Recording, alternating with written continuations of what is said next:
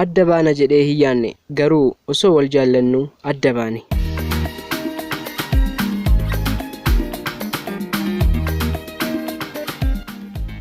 Gaafa dura wal jaallanne hanga bara dullumaa keenyaatti waliin taana jedheen ture garuu hunduu har'a anaaf gale. Biyya lafaa kanarra gaafa jiraannu akka nuti barbaanne osoo hin taane akka uumaan nuuf barbaade ta'uu isaa har'a hubadheera. Yeroof maqaa koo himachuu hin barbaadu. Ani jiraattu magaalaa Naqqamtee yommuu ta'u achuma magaalaa sana keessatti barnoota koo sadarkaa gadaanaatii kaasee hanga sadarkaa olaanaa amma irra jirutti baradheen ammas barnoota koo yuunivarsiitii Wallaggaa keessatti waggaa sadaffaa barnoota siivil injiniringii barachaa jira. Abbaan koo fi harmeen koo anaaf iddoo olaanaa qabu, humnaa olis na jaallatu. Haala gaariitiinis barnoota koo daa'imummaa koo irraa kaasee hanga ammaatti barachaa jira. Yuunivarsiitii Wallaggaa yeroon jalqaba gale mucaa tokko waliin hiriyoomne. Maqaan mucaa kanaa Eebbisaa Lataa jedhama. Jalqaba irratti haalli walitti dhufeenya keenya ani barnoota yuunivarsiitii koo barachuuf gara yuunivarsiitii Wallaggaa waggaa tokkoffaa gaafan dhaqu Eebbisaan barataa yuunivarsiitichaa waggaa lamaffaa akkaawuntiingii barata ture.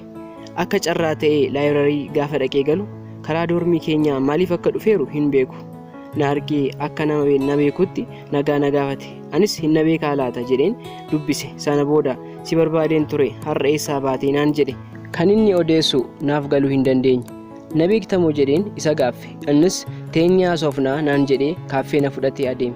Anis baruuf baay'een barbaade. Eessatti akka na beekuu fi maaliif akka na barbaade natti hima jedheen faana kaaffee dhaqe. Eebbisaan mucaa baay'ee simboo qabeessaa fi bareedaadha. Innis kaaffee erga geenyee waan ani hin beekne natti haasa'u malee kan ani beeku dubbachuu dadhabe. Anis hin natti baacaa jedheen yaaduu barbaadeen keessi koo naaf ajajamuu hin dandeenye. Guyyaa sana akkuma nama isa beekuu ta'een isa faana dabarsee bilbila wal jijjiirree gara dormii kootti hin gale. Egaan guyyaa sana jalqabee walitti dhufeenyi keenya baay'ee cimaa dhufe. Yeroo hundaa bilbilee wal argina naan jedha. Anis osoo isa hin shakkiin tole jedheen yeroo koo isa faana dabarsuun jalqabe. Osuma haala kanaan jirru hiriyyummaan keenya cimuu irra darbee jaalallee walii taane. Yoom akka tole sin jaalladha akkan jedhe isa jaalladhe hin beeku. Innis na hin gaafanne. Calluma jennee yaadaan walii galle. Erga jaalallee walii taanee booda jalqaba gaafa na argee sobee sin beeka akkanaan jedhee fi sin barbaada jechuunsaa haala ittiin na argachuuf jedhee jecha kana fayyadame. Anis nan gammade. Sobee sin beeka osoo naan hin jenne ta'e akkamittiin jaalala isa waliin arge kana gaafan dhabu yaadiin baga akkas naan jette walitti dhufnees jaalallee walii ta'uu keenyatti nan gammada jedheen jaalala kan hin jedhamne waliin dabarsuu jalqabne.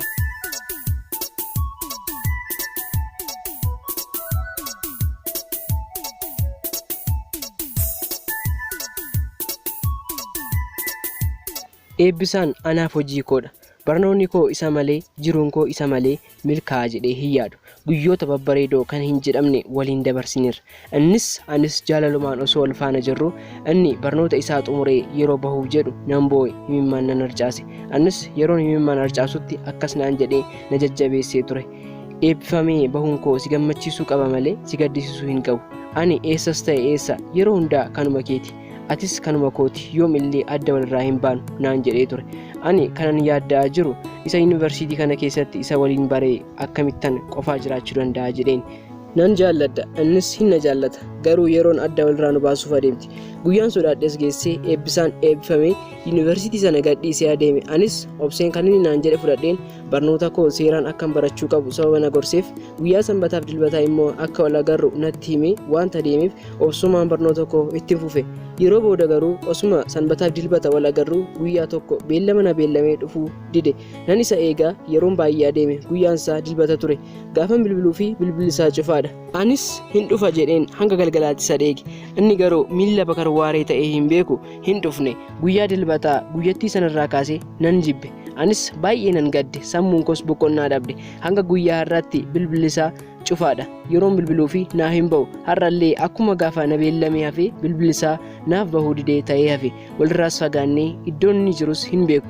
Ani akkuman ta'u ta'ee sababa hiriyyoota koon isa irraanfadhe osoon isa jaallu innis na jaallatu walirraa adda baanee hafne. Sababa tokko malee jaalalli keenya bishaan buutee hafte. Eebbisaa hin dhageessa yoo ta'e har'allee si dheegaan jira. Yoomillee sin jaalladha sin dheegas. Bakkuma jirtutti nagaa naaf ta'e anaan kan na jabeessee jireenya koo bade kan naaf deebisee obsaan na jiraachisaa jiru hiriyyoota koodha. Sababa hiriyoottan kootiinan jira yoon sin jedhe soba miti. Har'as sin dheega. Boris sin dheega. Sin barbaada na barbaadi. Bakka jirtu gara koo dhufuu yaali. nagaatti.